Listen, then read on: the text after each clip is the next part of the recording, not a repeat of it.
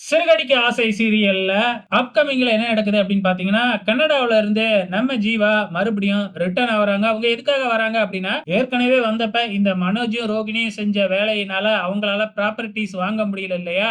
அதனால வந்து மறுபடியும் இப்பதான் அதுக்கு நேரம் வந்திருக்கு அப்படின்னு சொல்லிட்டு வராங்க. நம்ம முத்துவுக்கும் ஃபோன் பண்ணி கரெக்ட்டா ஏர்போர்ட்க்கு வந்துருங்க அப்படிங்கிற மாதிரி சொல்றாங்க. அதே மாதிரி முத்துவும் போயிட்டு ஜீவாவ பிக்கப் பண்ணிக்கிட்டு வரும்பொழுது, ஜீவா நடந்த கதைய எல்லாமே சொல்றாங்க. இந்த மாதிரி 2 ஃப்ராடுங்க என்கிட்ட இருந்து பணத்த வலுக்கட்டாயமா பறிச்சுக்கிட்டாங்க. அதனால தான் அப்ப என்னால வேலைய முடிக்க முடியல. அந்த வேலைய முடிக்கிறதுக்காக தான் இப்ப வந்திருக்கேன் அப்படிங்கிற மாதிரி சொல்லிக்கிட்டு இருக்கிறாங்க. நம்ம முத்து இருந்துகிட்டு அவங்க யாருன்னு சொல்லுங்க. நம்ம கிட்டலாம் ஆள் இருக்காங்க.